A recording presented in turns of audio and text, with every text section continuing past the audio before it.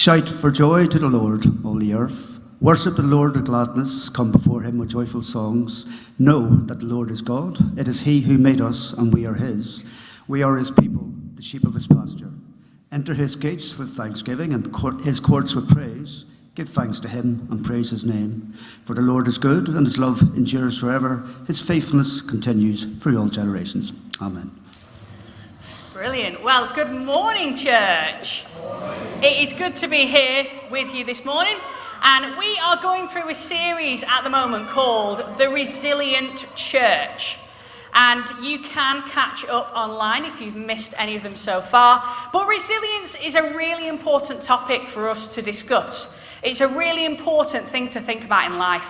I like to think of resilience as being bounce back ability. That's how I usually explain it to children. It's not a real word, I don't think. Bounce back ability. It's the ability to bounce back when things get tough. And things sometimes get tough, don't they? Life is not always perfect. We know that. There are always ups and downs in life. But if we can learn as individuals and as a church community to bounce back when things get tough and keep going, then that is going to be really, really good for us in life. The thing is, I think sometimes we as a society focus too much on trying to be happy. We focus too much on trying to be happy. What can I do to make myself happy? What can I do to make other people happy? A lot of parents, what can I do to make my child happy? What can I buy them? What can I get for them? But if we focus too much on trying to make ourselves happy, we don't know what to do when things go wrong. We don't know what to do when something happens, when a curveball comes our way. Yes, let's do things that are positive and that are good, but let's focus a little bit more on what to do when things aren't good, because that's how we achieve more long-term happiness. Short-term happiness and pushing through that's not going to help us in the long term. We need to push to learn to be resilient people individually and as a community. So today, as we think about being a resilient church, we're going to think about being a worshipping church. A resilient church is a worshipping church. Resilient people are worshipping people. And I love worshipping together at Christ Church. There's lots of different ways that we can worship God. But one of the ways that I love to worship God, which you'll probably know if you know me, is through singing. I love singing. It makes me feel good, it's joyful, and it's something that I feel I can do to give something to God. That I can give him my voice, I can give him my words, that I can sing to him. And I love seeing people singing together and clapping and dancing, and particularly the action songs. Yeah, some of you are giggling. I've enjoyed watching people, sometimes when I'm up here doing the actions with the kids, and I've enjoyed seeing the adults join in, and some people really, really enjoying it, more than I thought they would, and other people feeling a little bit awkward. That is absolutely okay. But some people need a bit of help, I've noticed. There's a few people, I think, actually, you need a bit of help with your dance moves. So I brought along my book, This Has Taught Me Everything I Know.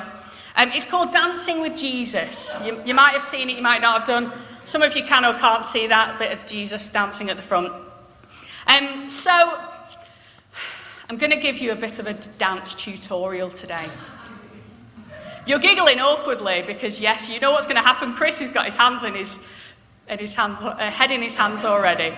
So you may stand, and Martin's going to help us out. And I'm just going to teach you a few dance moves that are going to help you from my trusty book. Okay, no, we're not having a dad dance. Okay, we've got the water walk. Okay, it goes like this. Do the water walk with me. Nice water walk. See, that's okay. They're all right with the water walk. Okay, we're going to feed the 5,000. They're doing well with that one. We're going to catch some fish.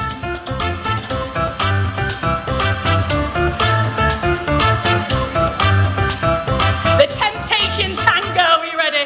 You're going to shake your finger. No. It's going well. Now do your favourite one. Choose a one. Okay, we've got... Oh, Sam likes a bit of fishing. Nice. There's a few more that I'm not really convinced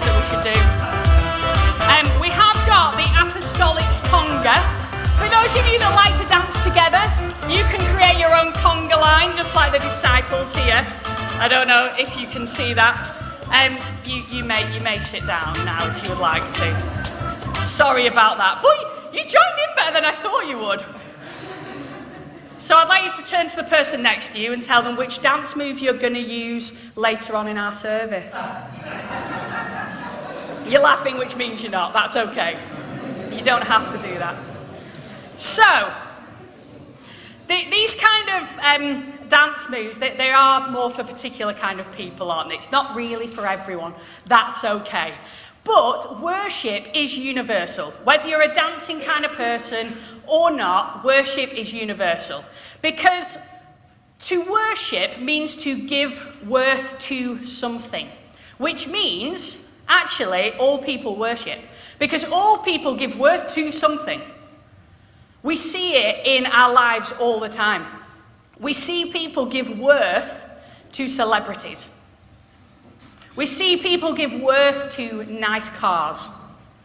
We see people give worth to coffee. I love coffee. We see people give worth to sports, to all sorts of things. But for Christians, it is different for us. Worship is different for Christians. Because worship is not simply about giving worth to something. Because people mess up. Cars break down, coffee goes cold, and sports teams don't always win. I know that. Last season, as a Burnley fan, I understand how it feels for sports teams not to always win. But, it's a really important but, God is always good and his love endures forever. So when we worship God, that's different to the people in society that give worth to all these different things, because those things don't last. But God lasts. His love endures forever. He is always good. He is always there. And that's why we worship him. We worship him because he is good and his love endures forever. And I don't know about you, but I have seen God's goodness time after time after time. And my family have been through their fair share of difficult times.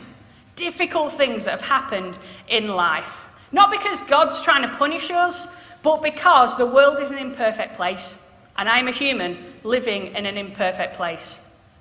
The idea that Christians live in this lovely bubble, this wonderful life filled with happiness and cake and quiche, it's just not true. We don't live in this perfect bubble where nothing goes wrong, because we are humans. We're humans. We live in the world. But we have God who is faithful, whose love endures forever, and who is always good. So throughout those ups and downs in life that are inevitably going to come, which is why we need to learn to be resilient, because unfortunately the downs do come as well as the ups, we need to focus on God because he is good and his love endures forever. He will always be there for us, no matter what is going on. He can't help but be good to us because he is good. He can't not be good. He can't help but love us because he is love. God is love. He can't help but love us. And you probably will have heard the verses in 1 Corinthians 13 used in a lot of weddings. A lot of people use that to think about love. And we strive in our relationships for love to look like this, but it's really hard because God is the only one who can love 100% because he is love. So if we read that verse with that lens on, we read that God is patient. God is kind. He does not envy. He does not boast. He is not proud. He does not dishonor others. He is not self-seeking. He is not easily angered. He keeps no record of wrongs. God does not delight in evil, but rejoices with the truth. He always protects, always trusts, always hopes, always perseveres. God never fails. People fail, but God never fails. People won't always be there every minute of the day, but God will. We can be resilient and we can bounce back. And bouncing back is easier when you know you've got someone there by your side cheering you on, who's always going to be there for you through the highs and the lows. And I've felt that in my life particularly when people have passed away. I've really felt that God has been there for me even though those people aren't there anymore. He's always been there for me, and he's always been the same. He's always been consistent. You know, that sometimes you get people in life where you're like, I don't know what I've done, but they're treating me differently. God doesn't do that. He loves us and he's with us all the time. He is consistent and he is always good. And we worship him because he is good, even when the things around us aren't. And we lift our hands and we give to God what is going on as we worship. And you've probably done the hand levels of worship. Got some people, nope, I'll have to show you then. Okay, so you ready? These are the hand levels of worship. Number 1, cupping the water. Number 2, level 2, awkwardly holding a baby. Level 3, holding a TV. Level 4, the big fish, Rob's favourite. Level 5, carrying the widescreen. Level 6, my favourite, the high five. Level 7, the Lion King. Level 8, the village people. Level 9, the goalposts. And level 10, the big one, it's the Rocky. You've probably seen it. And some people like to raise their hands and others don't, and that is absolutely okay. But when we raise our hands, as much as we can joke about it, when we raise our hands, it's an outward sign of what's going on in the inside. And some people are more outward sign people than others. That is absolutely okay. The important thing is that it's an outward sign of what is happening inside. For some people, what is happening inside is more quiet, is more reserved, and they are really thinking and believing and singing the words and believing what they're singing. And I've felt this recently. I had this moment where I thought, am I just putting my hands in the air because that's what I do at certain bits of the song? Oh, this is a good bit, I'll put my hand up. You know, am I actually meaning what I am singing? Or is it just karaoke? And so I had some time where I left my hands alone. I really tried to focus on the words of the songs and really meaning what I was singing. Because we can't mean what we're singing to God if we're not sure what we're singing and we just blah, blah, blah, blah, blah to try and get the words out with everybody else. We need to mean what we're singing when we worship God in song. Because worship isn't about us. It's not about us and what we do. Worship is about God. We don't come together to have a meeting about him. We have a meeting with him. We come to meet with God. But God doesn't need our worship. It is us that need to worship God. God's not some insecure being just like waiting for people to tell him how awesome he is because he forgets. Because he knows he's awesome. And we tell him because when we worship, we change. God never changes. He's love endures forever. When we worship, we change. Because worship transforms us. And in our verse today, it says that it is God who made us. God made us in his image. When we spend time with people, for better or for worse, we become more like them, don't we? Like I sometimes have conversations with people that are younger and say to them, oh, have you thought about who you're hanging around with and what effect that's having on you? I won't mention any names, but I have lots of nephews and nieces. And sometimes I have to say that. Who are you spending time with? Because you are behaving differently to how you were behaving before. Who is having an influence on you? You know, you've got those people, there's a bit of jokes that go around about how some people have dogs and sometimes they look alike. You've got some people like that. Or you've got people like me who turn into their mothers. I definitely do, yeah. Before, I tried to say, no, I'm not. No, I'm not. I've got multiple siblings. We're all similar. No, Tabs is shaking his head. I am my mother, and I am now finally proud to say it. So all you parents that are like, oh, my kids don't want to know me, wait till they get older, and then they will be proud. I am proud to be turning into my mother. Because we can become more like God when we spend time with him. And that's why we need worship. Worship isn't about us, but we need it. Because if you're worried, worship God because he is peace, and you can reflect that. If you're in pain, worship the God of healing. If you're feeling unloved or struggling to love others, worship God because he is love, and be transformed into his image. And that's why other people around us need us to worship. They need us to do it. Because the more like Jesus we are, the better it is for everybody else around us, because we become more like Jesus. So you're doing your friends and family a favor, really, by worshipping God, by becoming more like him. And one of the Bible verses that I really like is, delight yourself in the Lord, and he will give you the desires of your heart. And sometimes I've heard people say, like, oh, so you get what you want then?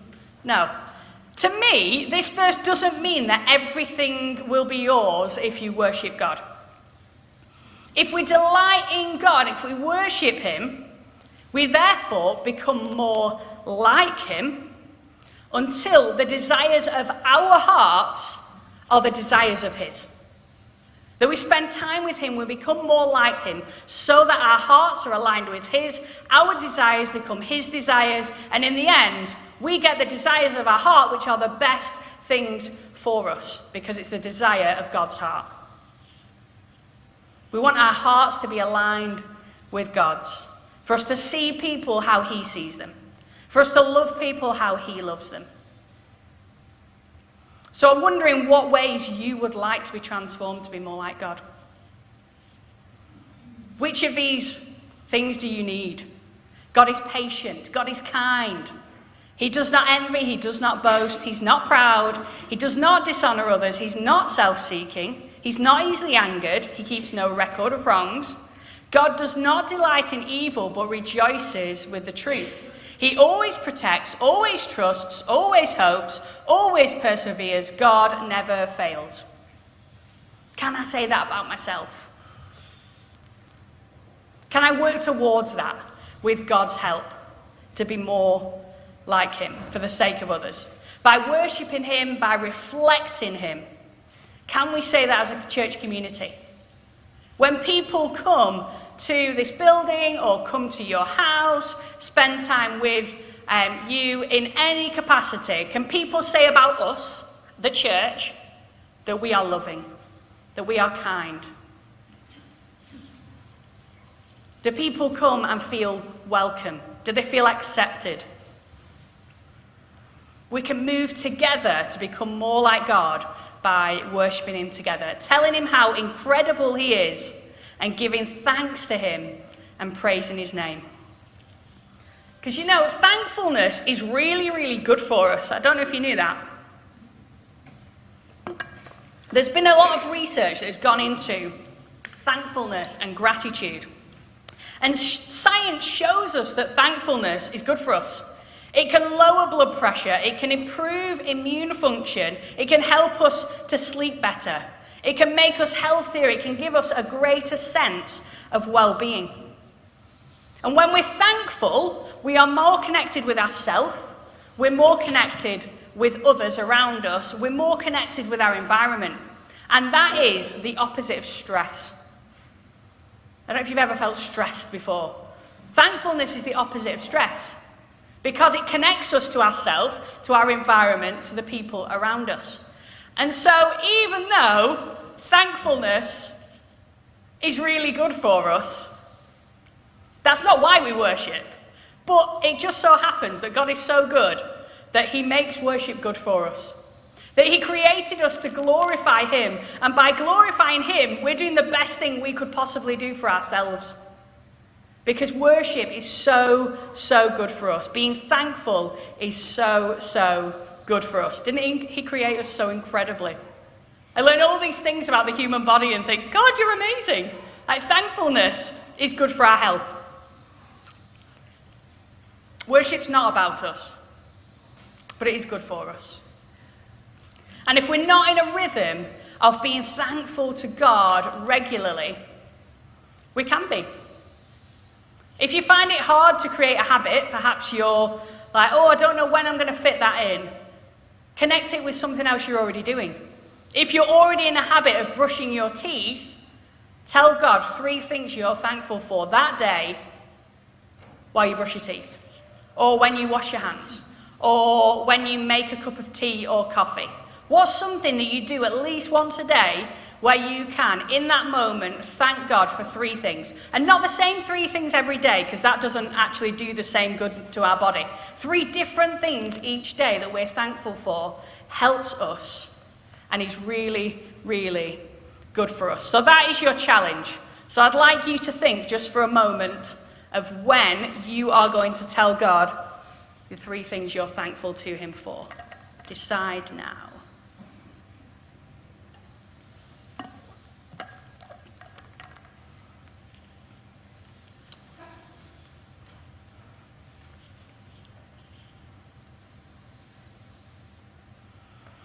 So thankfulness is good for us.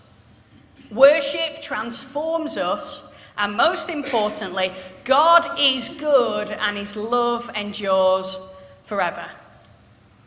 And our response is surely to worship God because he is good. Even though he's good for us, that's not the point. We worship God because he is good. And if there's something that you feel is getting in the way of your worship, I don't know about you, I'm going to be honest. Sometimes something's going on that's not good in life, and it's really hard to concentrate and to connect with God because it feels like there's a bit of a blockage. And so if you need some prayer, we are in this together. And please come to the back during our song, and you can have some prayer. You can chat to somebody about what is going on. And in the week, connect with each other. Tell each other what's happening. Part of the importance of being resilient is having people around us. And that's the beauty of a church community, is that we get to have people around us. So make sure you connect with someone if you need to chat through something, pray through something. And so as we worship, we're going to give God everything. We're going to give him thanks. We're going to give him praise. And he might change situations. Sometimes we give him a situation and he changes it. Sometimes he changes us. And sometimes he helps us to see things differently. Or he helps us to be more resilient. He helps us to bounce back. And we can have the resilience to carry on together. So you may stand as we worship God. Shout for joy to the Lord, all the earth. Worship the Lord with gladness. Come before him with joyful songs. Know that the Lord is God. It is he who made us, and we are his. We are his people, the sheep of his pasture. Enter his gates with thanksgiving and his courts with praise. Give thanks to him and praise his name, for the Lord is good and his love endures forever. His faithfulness continues through all generations.